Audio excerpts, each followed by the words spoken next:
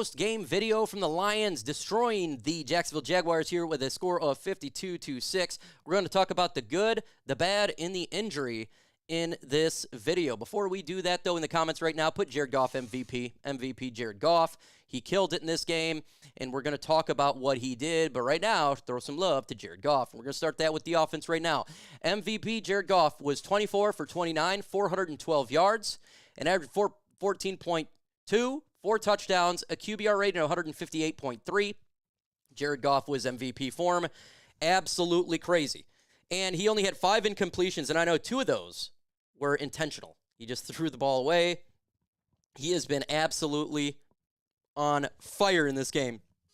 A lot of people talked about Jared Goff. You know, he didn't play well last week. Is he reverting? That was stupid. That was really, really dumb. I didn't expect that. Taylor Decker came back. The Lions dominated. We dominated this game from beginning to end. This was crazy. A 52-6 blundering just destroyed the Jacksonville Jaguars. Check this out. We didn't punt a single time in this game. 7 touchdowns, 1 field goal, and we took a knee. Not a single punt. Not a single punt. Hendon Hooker, 3 for 4, 37 yards, too. So he got some time in there. Total Lions offense, 27 for 33, 449 yards, 4 touchdowns. That's passing. Okay? Amazing. Let's go ahead and look in the running game. There was 43 carries for 195 yards, an average of 4.5. My God. Did you know that we put up the most yards in NFL history today, in Lions history, or not in NFL history, but Detroit Lions history? We put up the most yards today. Awesome. Awesome. Passing yards, again, 449. Rushing, 195. Most yards ever. So in the comment section right now, put MVP Jared Goff. He deserves it. MVP, Jared Goff. David Montgomery, 15 carries for 75 yards, 2 touchdowns, average of 5. Jahmyr Gibbs, 11 carries for 69, an average of 6.3, 1 touchdowns, 3 touchdowns on the ground, 4 in the air. Craig Reynolds, 2 for 21. Jared Goff, 4 for 21. Sione Vaki, 5 for 9. Jameson Williams, 1 for 2. Hendon Hooker, 4 for 2. And Amon-Ra St. Brown, 1 for -4. Lions was running all over the field. They did. One team showed up and the other one did not. That's exactly what took here. The Lions absolutely just massacred them. Massacre. Let's go to get into the receiving here. Amon-Ra St. Brown, 11 for 161 yards, 14.6 average, 2 touchdowns along of 27. St. Brown was on fire. He's great. St. Brown's a G. That's what he was doing. Jameson Williams, 4 for 124 yards, 31 average, 1 touchdown long of 64. Jameson Williams, St. Brown, killed it. Killed it today. Jahmyr Gibbs had 1 reception, 54 yards. That big old pass that he did. Awesome. Khalif Raymond, 2 for 30. Tim Patrick, 3 for 26. Shane Zylstra, 1 for 22. David Montgomery, 3 for 20. Allen Robinson, 1 for 7. Brock Wright, 1 for 5. Jared Goff was distributing that football to everybody. 1, 2, 3, 4, 5, 6, 7, 8, 9 different pass catchers. Jared Goff throw it to 9 different players. That's insane. Insane offense right there. That's insane. Again, when I look at this game, this was one-sided for sure. Let's go into what the defense did to Mac Jones. Mac Jones was 17 for 29, 138 yards, 1 interception. 1 sack by Zadarius Smith, with a -9 yards. His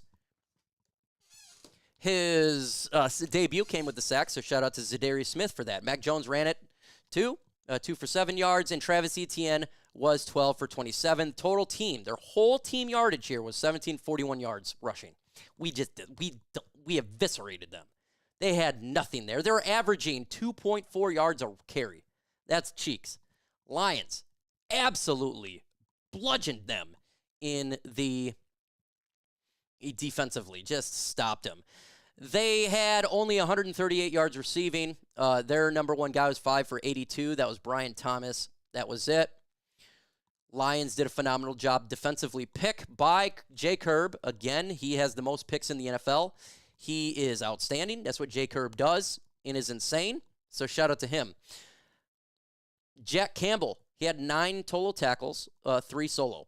0.5 sacks, 1 tackle for loss, 1 QB hit. Jack Campbell, he's going to have to, he's been stepping up, folks, and I think he can take over. As you know, Alex Anzalone got injured forearm. I think it's a break. We don't officially know. I do believe that Jack Campbell can hold it down until Alex comes back. Again, I don't think it's not going to be that long of an injury. You're saying, oh, it's a broken arm.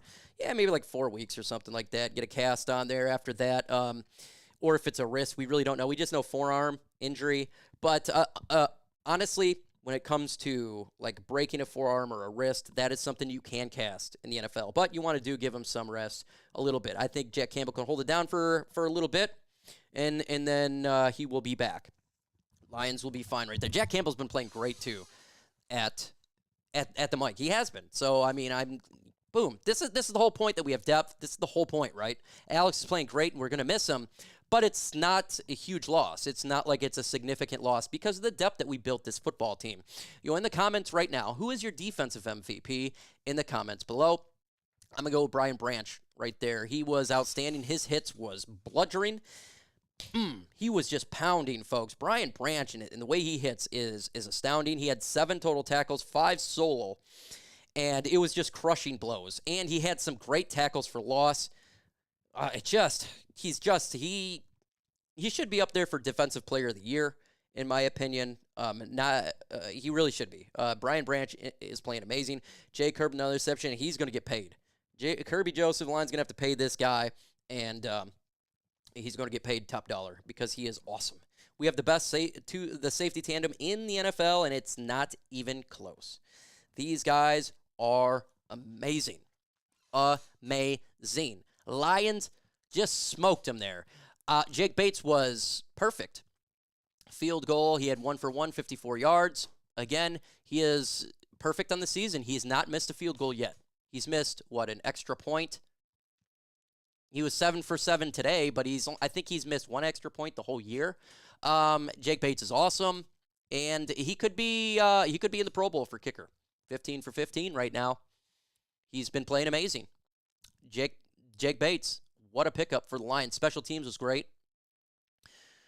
Again, Alex Anzalone, I think the biggest concern is how long he'll be out, but we'll find that out later. I think the Lions can hold it down, but rest up for Alex Anzalone. We need you back for the really important games, right? I think we're good for the next 3-4 weeks. The Lions can hold it down. We're a really good football team, and I think they can hold it down. No doubt about it. So what's going forward with the Detroit Lions? So what happened here? Well, Detroit is 9-1, sorry.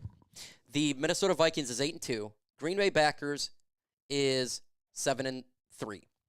So that is the score right now. Chicago Bears 4-6. Lions sitting up top of the NFC.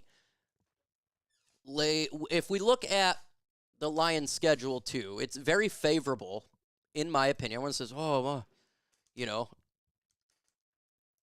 when you look at it, they're going to be favored in all these games. Lions and Colts. I think the Colts are, maybe they'll give them a little bit of a challenge. I still have the Lions probably winning by like a touchdown there. They're not as bad as Jacksonville, but they're not that good. The Lions are going to be hosting the Bears on Thanksgiving. The Lions will smoke the Bears. And then the Lions are hosting the Green Bay Packers, and I do believe that the Lions are a better team than Green Bay. Then we host the Buffalo Bills. That's going to be an amazing game. That's going to be a tough game. Buffalo plays tonight. We're rooting for them because they're facing Kansas City. Then we go to Chicago. We should be favored to win that game in Chicago. Then we go to San Francisco, and they are getting better, but I still think the Lions are the better football team, and they probably win that game. And then the last game may not mean anything. It's Lions and Vikings. Both teams may have things locked up, but I think the Lions would still play. They're not a team that just rests. They may rest in the second half, but they'll start with their starters in that game. There's no doubt. So there's a legit possibility the Lions go 16-1 or 15-2. Let that wrap around your head. There's a very real possibility the Lions are 16-1 or 15-2. That's insane. That is a number 1 seed lockup right there. They just got to keep on doing this, and they're gonna. The toughest games coming up. There's only there's just a handful. Just a handful. The Lions are sitting at 9 wins. 9 wins. Amazing job by the Detroit Lions. Amazing job. So we're heading towards that number 1 seed, but we got to keep winning. We got to see what Philadelphia does. They need to lose. We need to watch Minnesota. They need to lose. We need to have Green Bay. They need to lose. Okay? Keep these losses up for the other team so we can start to get ahead a little bit. So who do you think? Oh, wow. Okay, I'm watching this game right there, too. It was the Ravens game. They just did a big run. So in the comments, who is your defensive MVP? Again, I'm going to go with Brian Brandt. You could put pretty much anybody that you want. But also prayers up to Alex Anzalone. That I want prayers up for Alex Anzalone. I don't think it's, it's significant. It's not like, oh my God, he's done for the year. I don't think that's the case. Maybe he'll get placed on injured reserve for 4 weeks. That's a possibility. Probably probable. But still, heal up for Alex Anzalone. Let this guy get the rest that is needed, folks, because we need that. So continue to subscribe to the channel because we're at 76,838 as we speak. We're trying to get to that 100K spot. I know it's difficult, but go ahead and do that. With that said, folks, adios.